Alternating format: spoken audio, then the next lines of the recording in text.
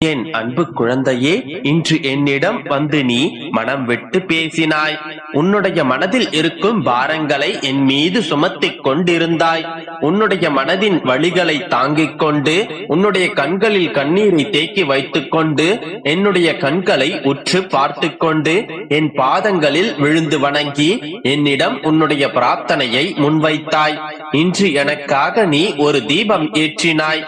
நீ மனம் புழுங்கிக் கொண்டு என் மீதான நம்பிக்கையில் ஏற்றிய தீபம் தான் அது. இனி உன்னுடைய வாழ்க்கையில் அந்த தீபம் ஒளியூட்டப் போகின்றது. அந்த தீபம் உன்னுடைய வாழ்க்கையில் உள்ள இருளை நீக்கி வெளிச்சத்தை கொண்டு வரப்போகின்றது. அமைதியாக நான் கூறுவதை முழுவதுமாக கேள் தங்கமே. நிச்சயம் உன்னுடைய மனதில் பல மாற்றங்கள் தோன்றும். நான் ஏன் நாள்தோறும் உன்னை தேடி வந்து என்னுடைய சத்திய வாக்குகளை உன்னுடைய செவிகளில் சேர்த்து கொண்டிருக்கிறேன் என்று தெரியுமா? நல்லவர்களைப் போல நடிப்பவர்களை இந்த உலகம் விரும்பும். ஆனால் நல்லவர்களாகவே வாழ்பவர்களை இந்த இறைவன் விரும்புவான். நான் உன்னை மிகவும் நேசிக்கின்றேன் பிள்ளையே. நீ மனதில் தூய்மையான என் பிள்ளை. உன்னிடம் செல்வம் இல்லாமல் இருக்கலாம், ஆனால் செழுமையான குணம் உண்டு. நீ மனதளவில் நல்லவளாக இருப்பதால் தான் இந்த பெருமாளின் பிள்ளை எனும் அந்தஸ்தை அடைந்திருக்கின்றாய். தினமும் நான் உன்னிடம் பேசுவதை நீ தேடி வந்து கேட்பதைப் போல நீ என்னிடம் சொல்வதையும் நான் நாள்தோறும் கேட்டுக்கொண்டுதான் இருக்கின்றேன். ஒரு சில நாட்களில் என்னிடம் பேசுவதற்கு எதுவுமே இல்லாமல் மௌனமாக அமர்ந்திருப்பாயே, அந்த மௌனத்தின் வழியையும் நான் உணர்ந்து கொண்டுதான் இருக்கின்றேன். எல்லாம் தெரிந்து கொண்டும் எல்லாம் உணர்ந்து கொண்டும் எதுவும் செய்யவில்லையே அப்பா என்று ஆதங்கத்தோடு இருக்கின்றாய். அதையும் நான் அறிவேன். நீ நினைப்பது போன்று நான் உனக்காக எதுவும் செய்யாமல் இருக்கவில்லை என் மகளே. உனக்கானவற்றை நான் செய்து கொண்டுதான் இருக்கின்றேன். உனக்கு என்ன தேவை என்பதை நீ அறிந்திருக்கின்றாய். அதையே தான் என்னிடம் வந்து கேட்டுக்கொண்டும் இருக்கின்றாய். ஆனால் அது எப்போது தேவை என்பது எனக்கு மட்டுமே தெரியும். சரியான நேரத்தில் நிச்சயம் உன்னுடைய தேவையை நான் நிறைவேற்றி தருவேன். இப்போது என் பிள்ளையாக நீ செய்ய வேண்டியதெல்லாம் வாழ்க்கையில் நீ அனுபவித்த வேதனை, துயரம் மற்றும் எல்லா இக்கட்டான நிலையையும் வேறு யாராவது அனுபவித்துக் கொண்டிருந்தால் அவர்களுக்கு உன்னால் முடிந்த உதவியை செய். தர்மங்களில் தலையாயது உதவி தேவைப்படுபவர்களுக்கு உதவுவது. அவர்கள் கேட்காமலேயே நீயாக சென்று உதவுவது. அவர்களின் உதவியற்ற நிலையை பார்த்து ஏளனம் செய்யாதே, சந்தோஷப்படாதே. யாரேனும் உனக்கு தீமையை செய்தாலும் அதற்கு பழிக்கு பழி வாங்க ஒருபோதும் நினைக்காதே. அவர்களுக்கு நீ ஏதேனும் செய்யும்படி காலம் கனிந்தால் உன்னால் இயன்ற நன்மையை நீ அவர்களுக்கு செய். நான் உன்னோடு இருக்கும் போது ஏன் அப்படி நடந்து விடுமோ இப்படி நடந்து விடுமோ என்று எந்நேரமும் கவலைப்பட்டு கொண்டே இருக்கின்றாய்? வருவது வரட்டும் என்று உறுதியாக எப்போதும் நிதானத்துடனும் நம்பிக்கையுடனும் செயல்பட்டு பார். அப்போது நீ மிகுந்த பலனை அடைவாய். ஒரு காரியத்தில் ஏமாற்றமோ அல்லது தோல்வியோ அடைந்தால் வருந்தாதே. அதில் பெற்ற அனுபவத்தை கொண்டு அடுத்த முயற்சியில் திறம்பட செயல்படு. மீண்டும் மீண்டும் தோல்வியை அடைந்தால் ஏன் எங்கு தவறு செய்கின்றோம் என்று ஆராய்ந்து பார். தோல்வி அடைந்தால் வாழ்க்கை முடிந்துவிட்டது என்று அர்த்தமில்லை.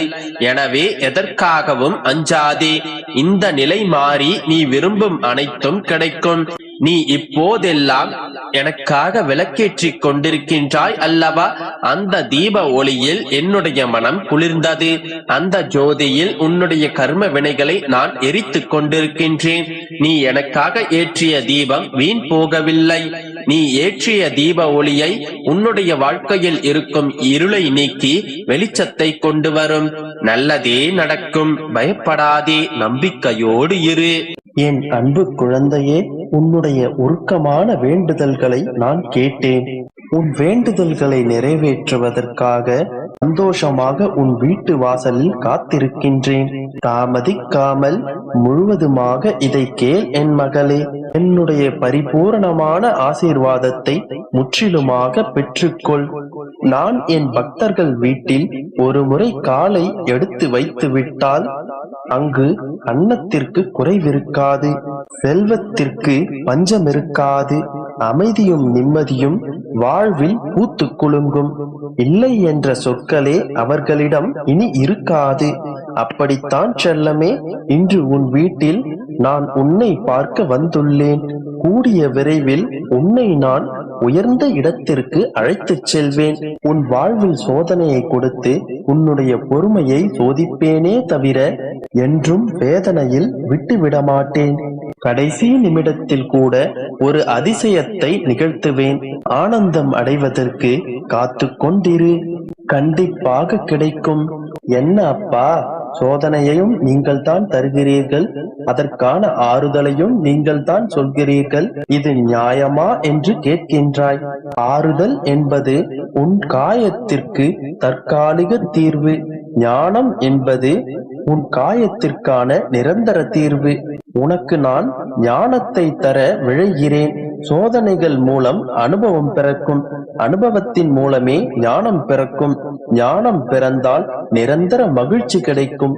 அதற்காகவே தான் கண்மணி, உனக்கான சோதனைகளை நான் கொடுக்கின்றேன். அதற்கு காரணம், நீ நிரந்தரமான சந்தோஷத்தை பெற்று மகிழ்ச்சியாக இருக்க வேண்டும் என்பதற்காகத்தான். அதற்காக இத்தனை காயங்களா அப்பா, எத்தனை ரணங்களை நான் தாங்க முடியும் என்று கேட்கின்றாய். என் செல்லமே, காலத்திற்கு பேசும் சக்தி கிடையாது. ஆனால் காலம் அனைத்திற்கும் பதில் சொல்லும். உனக்கு ஏற்பட்ட இந்த காயங்களுக்கும் உனக்கு ஏற்பட்ட பல இழப்புகளுக்கும் இந்த காலம் நிச்சயமாக பதில் சொல்லும். அப்போது நீ செய்ய வேண்டியதெல்லாம், உன் கடந்த காலத்தை நினைத்து எதிர்காலத்தை கெடுத்துக் கொள்ளாமல் உன் எதிர்காலத்துக்கான எண்ணங்களை செயல்படுத்து. எண்ணம் உறுதியாக இருந்தால் எண்ணியபடி உயரலாம். எண்ணம் தான் நம்முடைய எதிர்காலத்தை உருவாக்குகின்றது. எனவே தான் உன்னுடைய எண்ணங்களை உயர்ந்த எண்ணங்களாக மாற்றிக்கொள். உன் மனதில் உள்ள கவலைகள் எல்லாம் இங்கேயே இப்போதே விட்டுவிடு. நிம்மதியான மனதோடு எப்போதும் இரு. எல்லாவற்றையும் நான் பார்த்துக் கொள்கின்றேன். உனக்கான கால நேரங்கள் வந்து கொண்டிருக்கின்றன என்று பலமுறை நான் உனக்கு அறிவுறுத்தி இருக்கின்றேன் அல்லவா? இப்பொழுதும் கூறுகிறேன், உன் வாழ்க்கையில் நீ எதிர்பார்த்த காரியம் இப்போது வரை நடக்காமல் இருக்கலாம். இதன் பிறகு அது எந்த தடங்களும் இல்லாமல் இனிதே நடைபெறும். நானே கதி என்று, எனையன்றி இவ்வுலகில் உன்னை காக்க யாரும் இல்லை என்று என்னை நாடி வரும் பக்தர்களை நான் மனமிறங்கி காத்தருள்வேன். அப்படித்தான் கண்மணி, உன்னை நான் காத்து கொண்டிருக்கின்றேன். என்னை நினைத்து நீ ஒரு முறை அழைத்தாலும் கூட உன்னை காக்க நான் ஓடோடி வருவேன். நம்பிக்கையோடு இரு. எல்லா